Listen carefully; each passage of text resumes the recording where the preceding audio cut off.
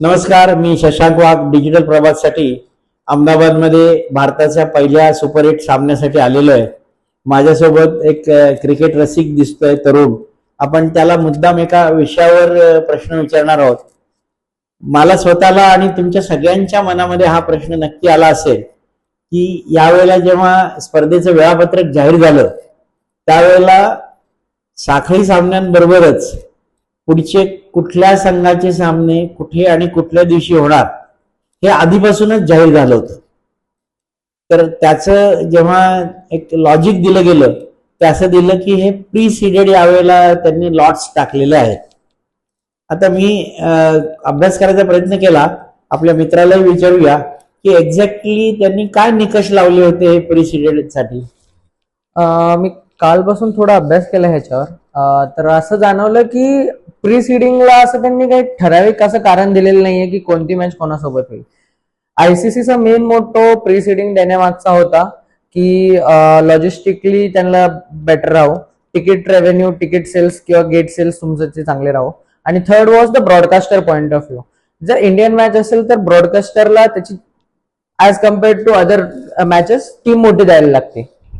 माझा जोपर्यंत अभ्यास आहे की सीडिंग हा प्रकार हा इंडिव्हिज्युअल खेळ असतात, टेनिस किंवा टेबल टेनिस अशा खेळांसाठी असतो. सांघिक खेळासाठी सीडिंग फुटबॉल, बास्केटबॉल याच्यात मी तरी कुठे बघितलेलं नाही. आपले प्रेक्षक मला करेक्ट करू शकतात. पण याचा आता जो काय दिसतोय परिणाम तो असा दिसतोय, नक्कीच झिम्बाब्वेने अपसेट केलेला आहे. त्यांनी दोन मोठे मोठे वाघ मारलेले आहेत. पण आज आपल्या सुपर 8 मधला भारताचा जो गट बघितला तर त्यातले आपल्या बरोबरचे इतर तिन्ही संघ साऊथ आफ्रिका, वेस्ट इंडिज आणि झिम्बाब्वे हे त्यांच्या गटामध्ये 1 नंबरने आलेले आहेत. म्हणजे चारही गटामधले 1 नंबरचे संघ हे सुपर 8 मध्ये एकमेकांशी भिडतायत आणि त्यातले 2 संघ आता उपांत्य फेरीमध्ये जाणार. हे थोडंसं अन्यायकारक होत आहे असं मला तरी वाटतंय.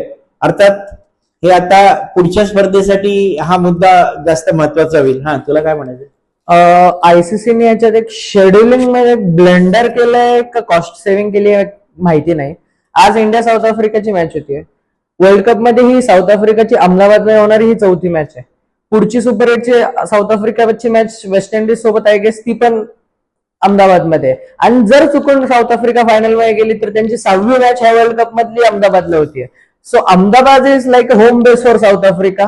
ही कॉस्ट सेव्हिंग साठी केलेली ट्रिक आहे का शेड्युलिंग ब्लंडर आहे, आय डोंट नो. हे ब्लंडर आपल्या दृष्टीने किंवा प्रतिस्पर्धी संघाच्या दृष्टीने असेल, पण साऊथ आफ्रिकेच्या दृष्टीने हे वरदानच आहे. आणि हे इंटेंडेड नक्कीच नव्हतं, पण जे काय झालं आहे ते आपल्याला आता बघायला पाहिजेलच आहे. पण कदाचित पुढच्या वेळेला आयसीसीच्या मीटिंगमध्ये ह्या प्रकारच्या अरेंजमेंट बद्दल काही लोक नक्कीच विरोध दर्शवू शकतील.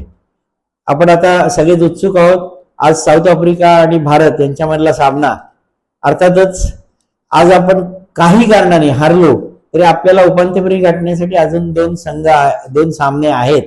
पण अर्थात त्याची वाट न बघता आपण आज साऊथ आफ्रिकेला गारद करूनच मोठ्या इतमामाने आपण उपांत्य फेरीच्या दृष्टीने वाटचाल करूया अशी आपण सगळे क्रिकेट रसिक आशा करतो. धन्यवाद.